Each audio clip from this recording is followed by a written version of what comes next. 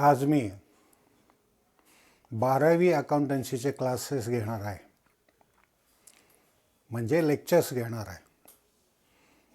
आता हे लेक्चर्स घेण्याचं कारण काय? मी 11वीचे लेक्चर्स घेतलेत, व्हिडिओ तयार केले. मी एका ठिकाणी गेले असताना बऱ्याचशा विद्यार्थ्यांनी मला सांगितलं, चौकशी केली असता, की ऑनलाईनवर जे शिकवतात त्याच्यामध्ये आम्हाला काही नीटसं कळत नाही. तर मी म्हटलं, मी तर व्हिडिओ तयार करतो. ते म्हणे, तुम्ही जर 11वीचे व्हिडिओ तयार करत असाल तर 12वीचे पण व्हिडिओ तयार करा. म्हणून मी आता आजपासून 12वीचे व्हिडिओ तयार करायचे ठरवलेलं आहे.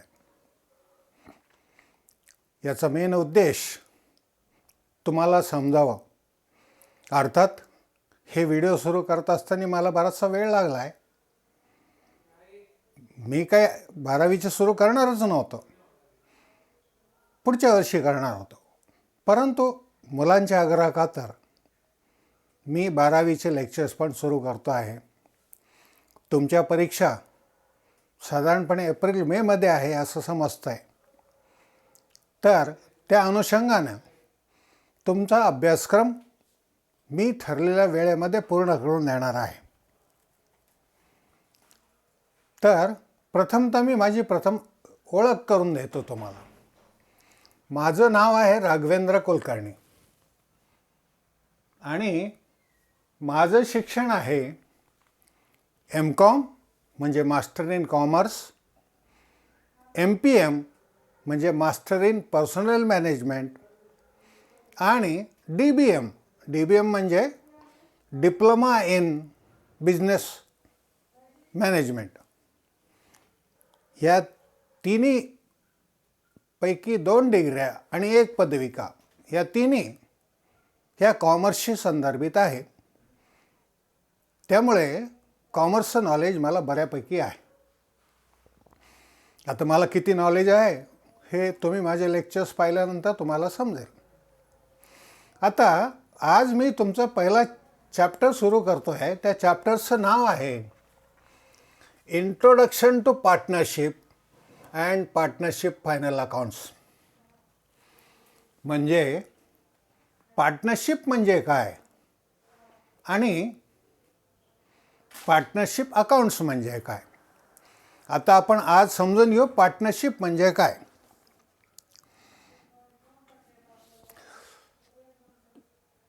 सुरुवातीला तुम्ही मागच्या लेक्चरमध्ये मागच्या वर्षीच्या सुरुवातीला देखील समजून घेतलं असेल किंवा आत्ताच्या लेक्चरमध्ये पण तुम्हाला सांगितलं गेलं असेल की सुरुवातीला व्यवसाय, उद्योगधंदे हे एक जण करत होता. आता एक जण केल्यामुळं काय व्हायचं, त्याच्या सगळ्याच गोष्टीवर मर्यादा पडत होत्या. आता सगळ्याच गोष्टीवर मर्यादा म्हणजे काय की त्याला व्यवसायाकरता भांडवल पुरं पडत होतं, त्याला व्यवसायासाठीचं ज्ञान किंवा वेगवेगळ्या ज्या सुधारणा करायच्या असतात त्याबाबतची कल्पना कमी असायची.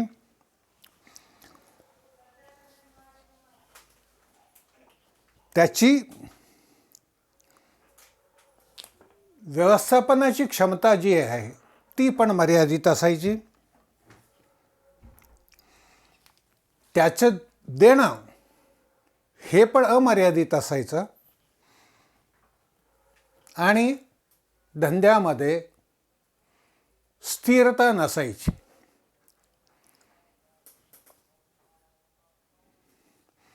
आणि स्पेशलायझेशन म्हणजे एक विशिष्ट प्रकारचे जे गुणधर लागत असतात त्याची देखील कमतरता असायची. आता या सगळ्या गोष्टींची कमतरता दूर कधीपासून झाली तर ज्या वेळेला पार्टनरशिप संस्थेचा उदय झाला. पार्टनरशिप म्हणजे काय की एका व्यवसायाकरता एकाच्या जबाबदाऱ्या ज्या असतात, एकाचं भांडवल जे असतं, एकाचे जे स्पेशलायझेशन असतं, एखाद्याचे लायबिलिटीज जे असतात, त्या अनेकामध्ये विभागून घेणं, अनेक जणांनी एकच व्यवसाय करण्यासाठी एकत्रित येणं. याच्यामुळं काय व्हायचं तर ते सगळे मिळून धंद्यासाठी लागणारं भांडवल जमा करायची क्षमता त्यांच्यामध्ये असायची. मॅनेजमेंट करण्यासाठी ज्या वेगवेगळ्या लोकांची आवश्यकता असते त्याची व्यवस्था पार्टनरशिपमध्ये होते. त्याचप्रमाणे उद्योगधंद्याचे किंवा व्यवसायाचे नफा किंवा नुकसान ह्याची जबाबदारी एकावर न पडता अनेक जण ती विभागून घेतात.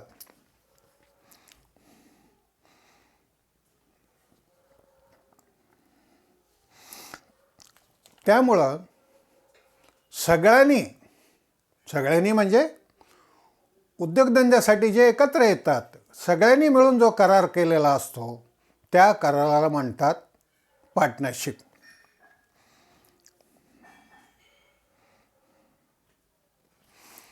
आता या पार्टनरशिपमध्ये एकच जण इन्व्हॉल्व असतो, बाकीचे जण त्याला आवश्यक असलेलं भांडवल इतर ज्या गोष्टी असतात ते पुरवतात आणि होणारं नफा नुकसान हे ते ज्या रेशोमध्ये ठरवून घेतात ॲग्रीमेंट करत असताना, व्यवसाय सुरू करत असताना त्या प्रमाणात ते विभागून घेतात. किंवा जर त्यांनी तसं ॲग्रीमेंट केलेलं नसेल याचा अर्थ असा की जे नफा किंवा नुकसान होईल ते सगळ्यांनी समांतर स्वरूपात समांतर प्रमाणात विभागून घ्यायचं असतं. आता पार्टनरशिपचा अर्थ काय मी तुम्हाला अगोदर लिहून दाखवतो आणि मग खुलासा करतो.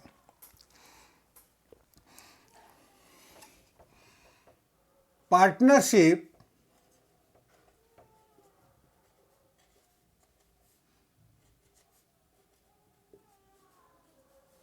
is an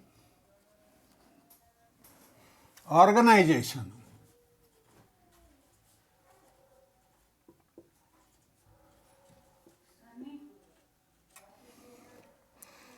where there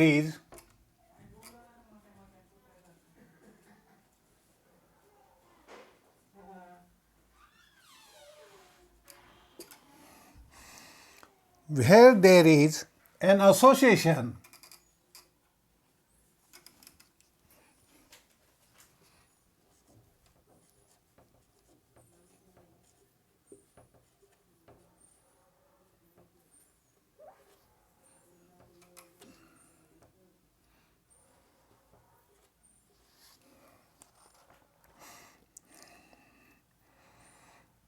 of two or more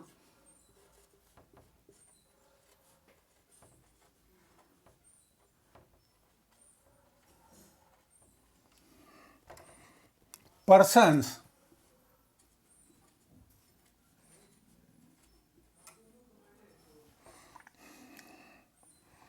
coming together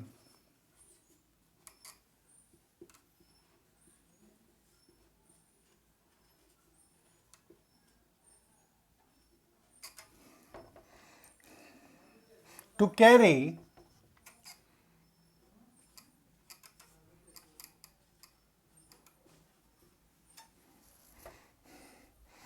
an business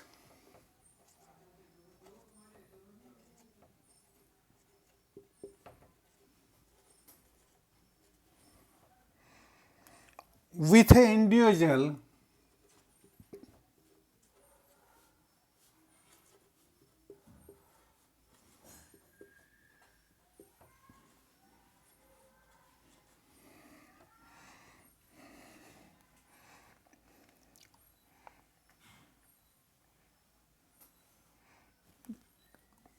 carry with a view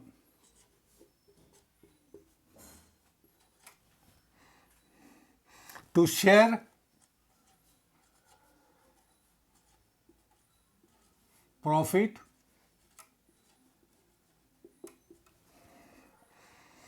or losses of firm.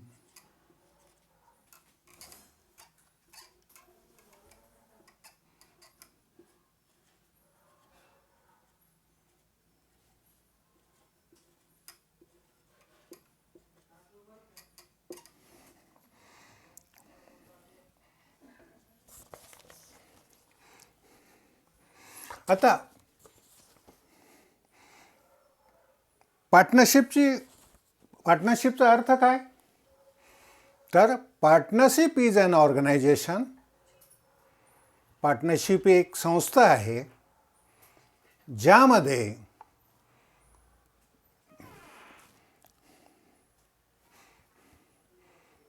there is an association of two or more persons coming together.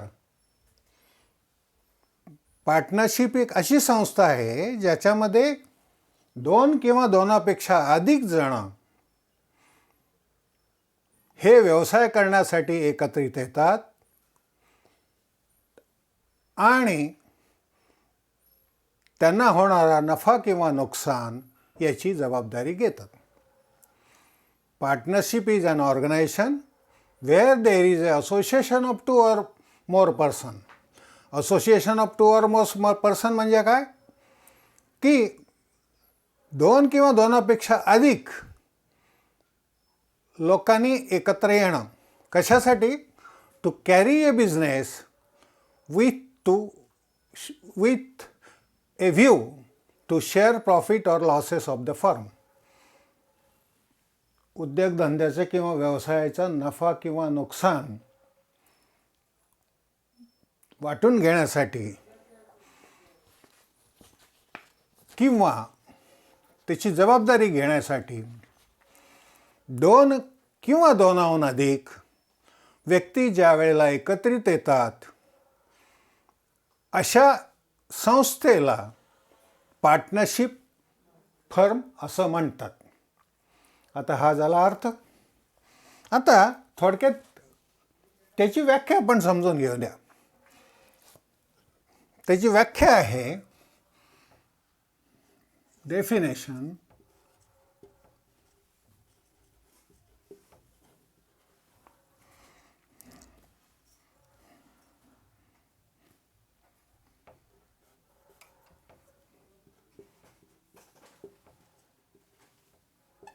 आता definition काय आहे? Indian partnership act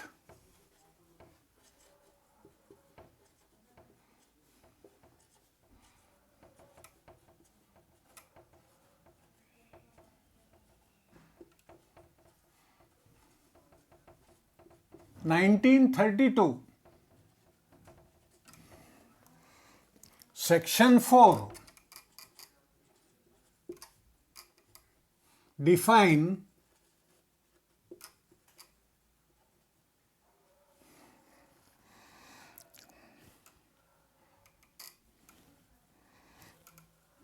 the partnership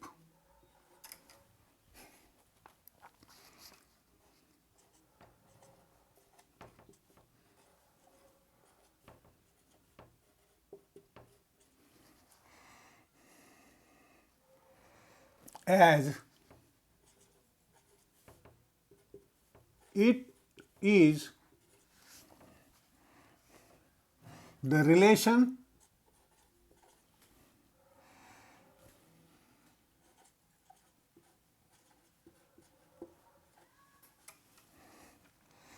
between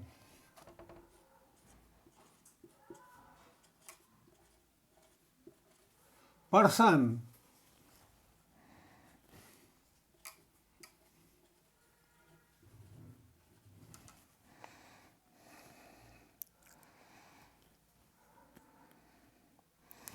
who have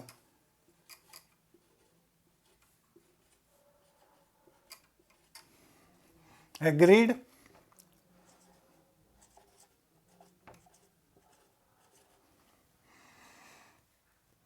to share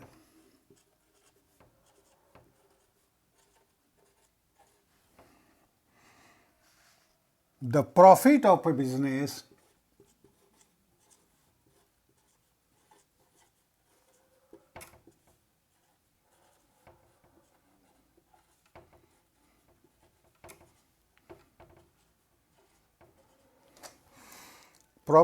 business carried on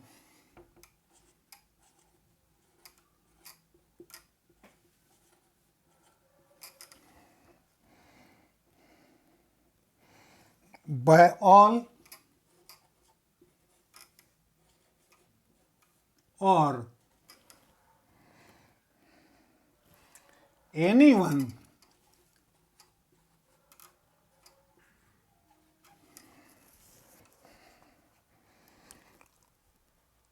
of them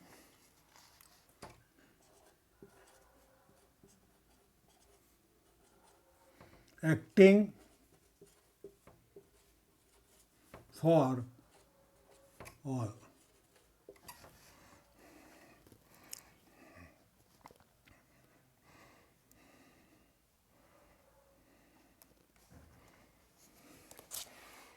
आता याची व्याख्या मी समजून सांगितली. काय व्याख्या? की ही व्याख्या कशानुसार आहे? Indian partnership act 1932 section 4.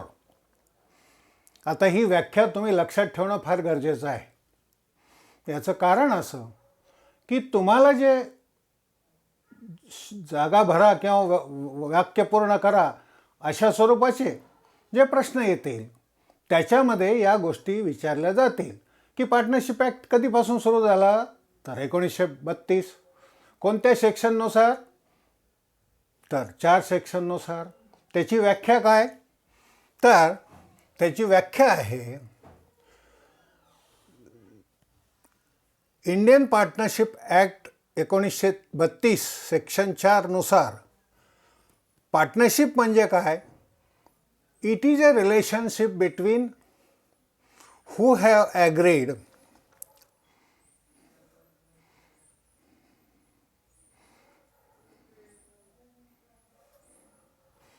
relationship between persons who have agreed to share the profit of the business carried on by all or among or any one of them acting for all. तर हे एक दोन व्यक्ती किंवा दोनापेक्षा जास्त व्यक्ती ह्यांनी मान्य केलेलं असतं की संस्थेचे जो नफा होणार आहे त्याची विभागणी किंवा तोटा होणार आहे त्याची विभागणी एकाने विभागणी म्हणजे जबाबदारी एकाने किंवा सगळ्यांतर्फे एकाने किंवा सर्वांनी घ्यायची असते. याला म्हणतात पार्टनरशिपची डेफिनेशन. आता आपण पार्टनरशिपची वैशिष्ट्य काय आहेत हे समजून घेऊया. आता आपण समजून घेऊया features of the partnership firm. Features म्हणजे काय? वैशिष्ट्य किंवा गुणधर्म. फीचर्स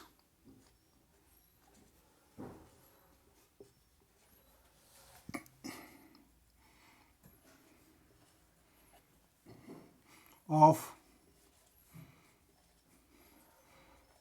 पार्टनरशिप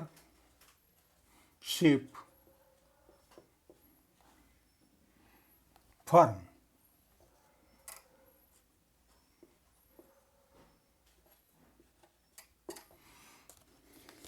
आता पार्टनरशिप फर्मचे वैशिष्ट्य काय? पहिलं वैशिष्ट्य आहे ॲग्रीमेंट. पहिलं वैशिष्ट्य काय? ॲग्रीमेंट.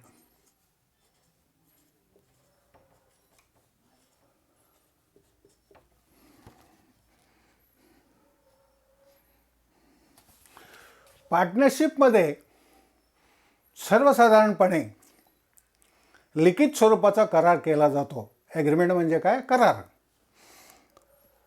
तर लिखित करार म्हणजे दोन्ही पक्ष जास्त व्यक्तीमध्ये असलेला लिखित करार, याला म्हणायचं पार्टनरशिप आणि या लिखित कराराला म्हणायचं ॲग्रीमेंट. आता हे जे ॲग्रीमेंट असतं हे तोंडी किंवा लेखी असतं, परंतु सर्वसाधारणपणे ॲग्रीमेंट हे लेखी केलं जातं. आता लेखी ॲग्रीमेंट करण्यामागं काय उद्देश आहे की जर तुम्हाला तुमच्यामध्ये पार्टनरमध्ये काही वादविवाद निर्माण झाला तर त्या वादविवादासंदर्भात पुरावा म्हणून तुम्ही ॲग्रीमेंट देऊ शकता. याच्यासाठी पार्टनरशिप करार किंवा पार्टनरशिप ॲग्रीमेंट हे लिखित स्वरूपात असणं गरजेचं असतं.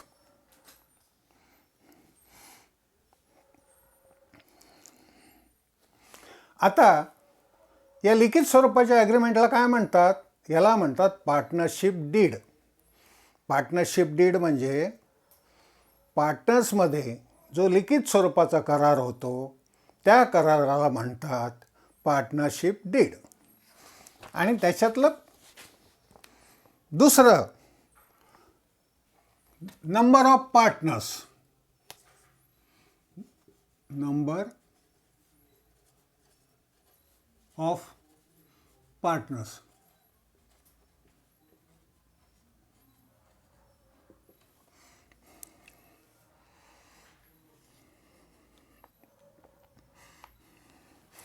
आता पार्टनरशिप फर्म सुरू करण्यासाठी काय असतं? किमान 2 लोकांची गरज असते आणि जास्तीत जास्त 50 लोकांचे पार्टनर म्हणून घेण्याची मर्यादा ठरवून दिलेली आहे. कशानुसार? 2013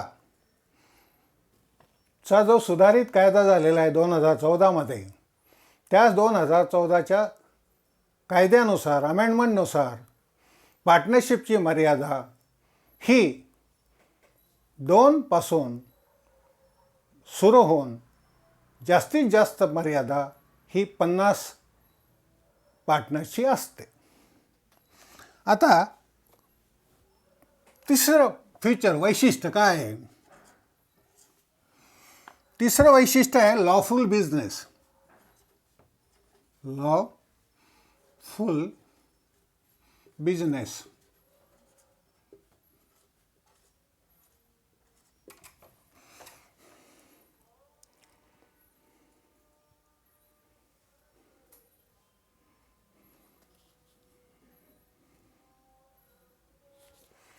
आता ह्या शब्दावरून तुमच्या लक्षात आलं असेल लॉफुल बिझनेस म्हणजे काय? की जो कायद्यानुसार असतो तोच उद्योगधंदा करण्यासाठी पार्टनरशिप केली जाते. ती स्टेटला मान्य असली पाहिजे, राज्याला मान्य असली पाहिजे किंवा पार्टनरशिप ॲक्टला मान्य असली पाहिजे. तुम्हाला अवैधानिक म्हणजे कायद्याच्या विरुद्ध अशी पार्टनरशिप किंवा व्यवसाय करता येणार नाही. हे त्याचं तिसरं वैशिष्ट्य झालं. आता चौथं वैशिष्ट्य काय? तर चौथं वैशिष्ट्य आहे शेअरिंग ऑफ प्रॉफिट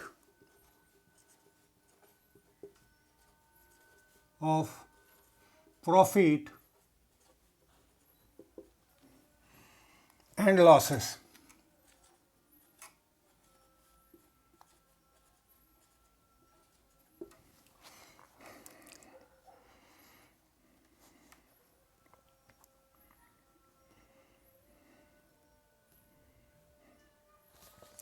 आता शेअरिंग ऑफ प्रॉफिट्स काय? की व्यवसायाची स्थापना किंवा पार्टनरशिपची स्थापनाच ही नफा व नुकसान वाटून घेण्याची किंवा नफा व नुकसानची जबाबदारी घेण्याची फी असते. आता नफा व नुकसान कसं, तर तुम्ही जे लेखी करार करता, जे पार्टनरशिप डीड करतात, त्याच्यामध्ये जे ठरलेलं असेल, जो तुमचा पार्टनरशिप प्रॉफिट अँड लॉसचा शेअर ठरलेला असेल प्रत्येकाचा, त्याप्रमाणे नफा किंवा नुकसानीची वाटणी करायची असते. जर याचा उल्लेख करारामध्ये नसेल तर याचा अर्थ असा की सगळ्यांची जबाबदारी ही नफा किंवा नुकसानीसाठी समान असते. आता पाचवं वैशिष्ट्य काय आहे? Unlimited liability.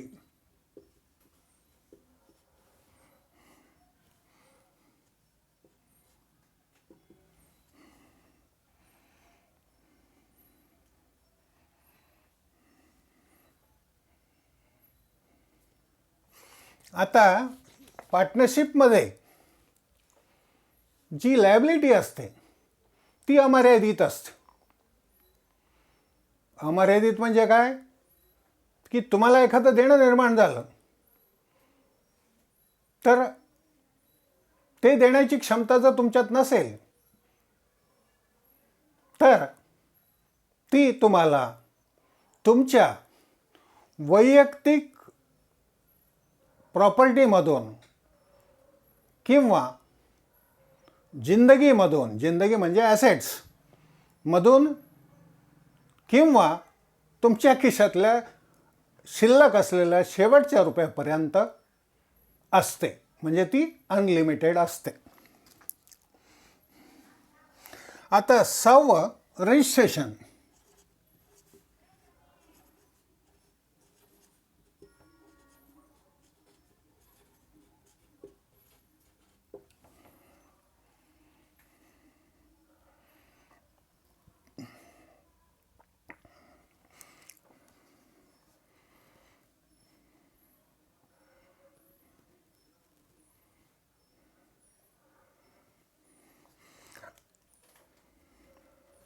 आता रजिस्ट्रेशन म्हणजे काय? नोंदणी. ही नोंदणी कशाशी केली जाते? रजिस्ट्रेशनची नोंदणी बंधनकारक महाराष्ट्रामध्ये कधीपासून झाली? तर 2005 पासून. आता पार्टनरशिप कराराची नोंद करणं हे फक्त महाराष्ट्रामध्येच बंधनकारक आहे, इतर राज्यामध्ये ते बंधनकारक नाही.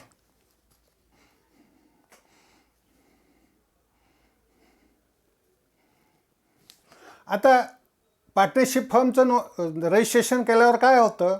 त्या पार्टनरशिपला नाव येतं, पत्ता येतो, त्याची ओळख निर्माण होते. हे रजिस्ट्रेशन करणं बंधनकारक असतं आणि याच्यामध्ये तुमचे बुक्स ऑफ अकाउंट्स देखील त्याच्यात येतात. अर्थात हे तुमच्या ह्याच्यात लिखित सांगितलेलं नाही, पण मी सांगतो तुम्हाला प्रॅक्टिकली ह्याच्यावर. आता 7वं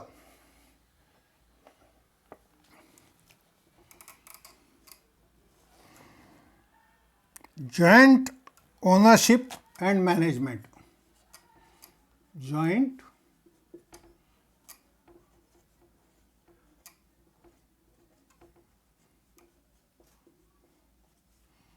and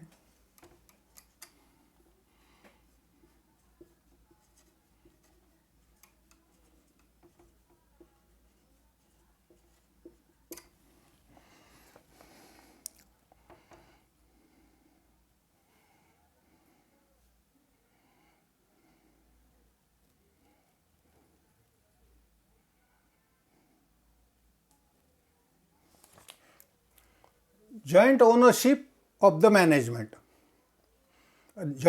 joint ownership and management.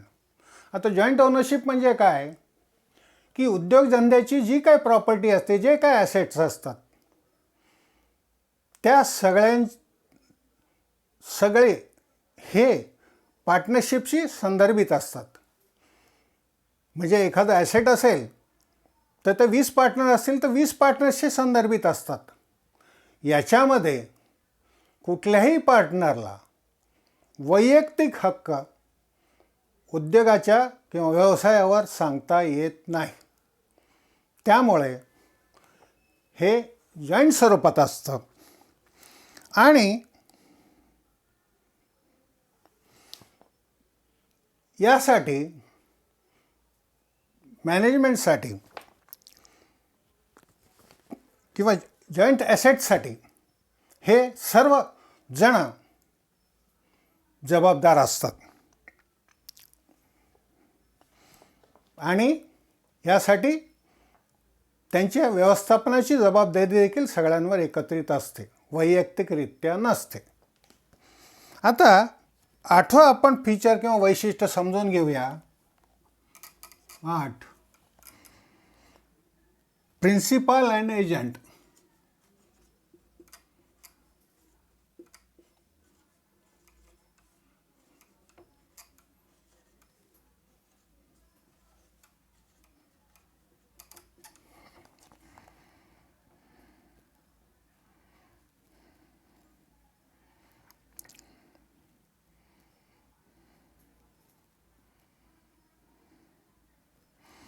आता प्रत्येक पार्टनर जो असतो त्याच्यावर 2 स्वरूपाच्या जबाबदाऱ्या असतात किंवा 2 फोल्ड ॲस्पेक्ट म्हणतात त्याला.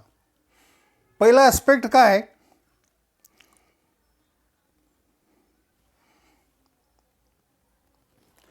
की partners act as a principal. Principal म्हणजे देखरेख करणारा, प्रिन्सिपल ऑफ द फर्म. म्हणजे पार्टनरची जबाबदारी असते की तो त्या धंद्याची प्रिन्सिपल असतो किंवा देखरेख करण्याची जबाबदारी त्याच्यावर असते. आणि दुसऱ्या पार्टनर्ससोबत तो एजंट म्हणून काम करत असतो.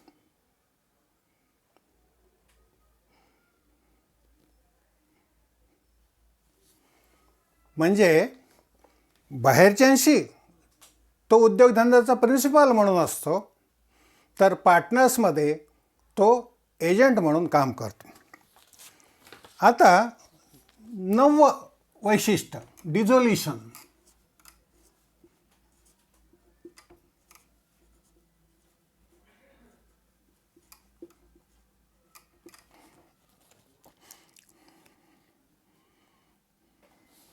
आता डिझोल्युशन म्हणजे काय, विसर्जन.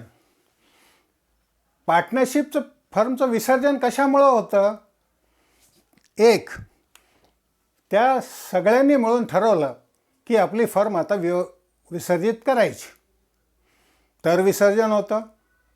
दुसरी गोष्ट, पार्टनरशिप फर्ममधला पार्टनर एक्सपायर झाला, निवर्तला, तर पार्टनरशिप फर्मचं डिझोल्युशन होतं. किंवा पार्टनरशिप फर्ममधील पार्टनर हा वेडा ठरला तरी पार्टनरशिप फर्मचं डिझोल्युशन होतं. आता याच्यावरनं तुमचं लक्षात आलं असेल की पार्टनरशिपची 8 वैशिष्ट्ये आहेत. आता हे व्हिडिओत पाहिलं तर तुम्हाला समजणार आहे. आजच्या लेक्चरमध्ये आपण हे समजून घेतलं आहे. याचे व्हिडिओ मी टाकणार आहे. तुमचे नंबर असतील तर माझ्या त्या मोबाईलच्या नंबरला तुम्ही फोन करा किंवा मी टाकलेला तुमचा व्हिडिओ 1-2 जण जे मला भेटले त्यांच्या व्हॉट्सअपवर टाकणार आहे. तो टाकल्यानंतर तुम्ही तुमच्या मित्रांमध्ये तो शेअर करा. आणि हे तुम्हाला सांगतो की आता तुमच्या आग्रहाखातर जसं मी व्हिडिओ बनवायला सुरुवात केली तसंच मी जर करोनामुळे जी बंदी घातलेली आहे क्लासेसवरची ती जर उठली तर मी प्रत्यक्ष स्वरूपात तुमचे क्लासेस घेणार आहे. आणि याच्यामध्ये मी तुम्हाला आणखीन खुलासेवार समजून सांगणार आहे. आता ज्यांना व्हिडिओ पाहिले हे होतील त्यांना काही कॉमेंट्स असतील या लेक्चरबद्दल तर त्यांनी सांगावेत. आजचं लेक्चर आपण इथेच समाप्त करतो.